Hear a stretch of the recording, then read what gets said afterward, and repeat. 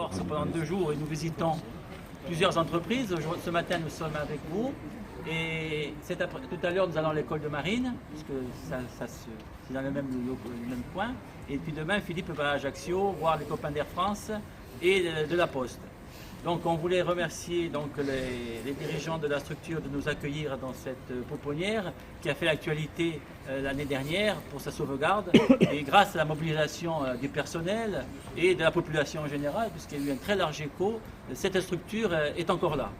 Et malgré les difficultés, les tentatives de fermeture, les questions financières, elle est encore là grâce à cette mobilisation citoyenne qui est quand même remarquable, il faut le dire. Mais les dangers persistent au niveau des financements. Et donc la bataille pour la pérennisation de cette structure, avec bien sûr son relogement et son financement pérenne, est une bataille qui va continuer. Et parce que c'est la seule structure de Corse qui accueille justement des enfants en très bas âge en difficulté et souvent donc en difficulté, plus qu'en difficulté, puisque c'est les juges qui placent les enfants ici pour les sortir d'un danger potentiel de vie, hein, de développement. Donc vraiment, la Corse en a besoin.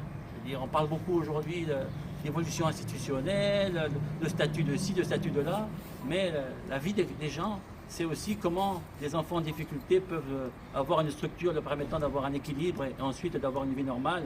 Je pense que ça vaut toutes les réformes institutionnelles. Et c'est une bataille qu'on mène ensemble dans la difficulté, dans des fois des problèmes de communication. Et bien, c'est une belle bataille. Et j'espère qu'on continuera à la mener ensemble pour la gagner. Et je sais qu'avec Christiane et M. Couringue, le personnel, on est là pour se mobiliser s'il le faut, parce que, comme ça a été dit, les solutions tardent, et plus ça tarde, plus c'est risqué. Donc il faut encore qu'on se mobilise. Et 2016 doit être aussi l'année de la pérennisation de cette structure dans un endroit, bien sûr, sécurisé, avec un regroupement. Toutes les solutions sont possibles, mais il faut que 2016, on sorte enfin de cette épée de Damoclès qu'on a au-dessus de nous et surtout au-dessus de ces petits bambins. Voilà. Et le conseil d'administration. C'est l'administration qui est tout à fait avec vous pour sauver cette structure, bien sûr. Alors, Philippe, tu veux dire un mot Toujours que je parle. Oui. Je vous remercie aussi. On a eu l'occasion d'échanger. Je pense qu'on est ici, comme dans beaucoup d'endroits, sur une opposition entre des gens qui ne pensent qu'à gagner de l'argent et d'autres, des salariés souvent, toujours, qui sont motivés par leur métier, par une certaine façon de voir la vie et l'avenir. Et c'est cette opposition qu'il faut, sur laquelle on veut s'emparer. Je crois que ça fait partie de nos valeurs à la CGT de dire ce que certains considèrent comme des dépenses, nous on considère ça comme un investissement pour la vie. Et c'est ces valeurs-là qui nous ont construits, qui nous suivent depuis 120 ans maintenant. Et je crois qu'il faut rien lâcher là-dessus non plus.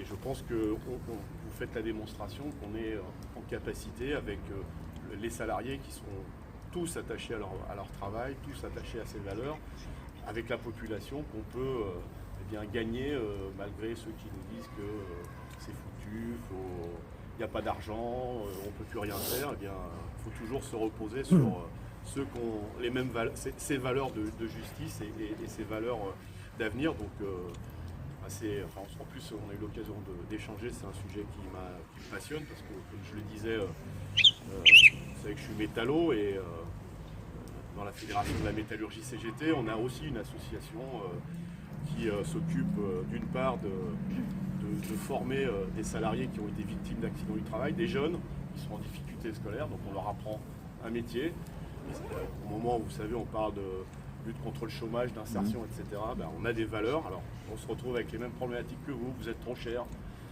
on ne prend pas la qualité du travail, on regarde que les courbes de dépenses et on dit vous êtes trop cher, donc il faut réduire ça, Et puis l'originalité, comme quoi les métallos ne sont pas que des brutes qui travaillent le métal, il y a aussi une maternité. Une maternité, c'est la première maternité en France qui a pratiqué l'accouchement sans douleur. Vous voyez, il y a des vraies valeurs, où il y a un suivi des parents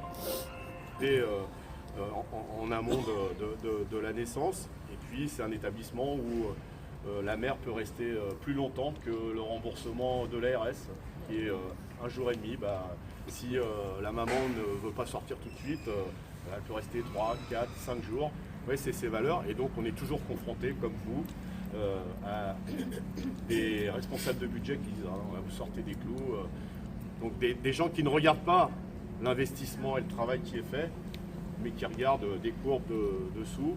Et donc, on a des expériences on a des expériences qui nous parlent. Voilà. Donc là aussi, il faut qu'on reste mobilisé pour que non seulement ça soit pérenne et ça se maintienne, mais ça se développe, puisque l'originalité de cet établissement mérite qu'il soit développé. Merci pour votre accueil.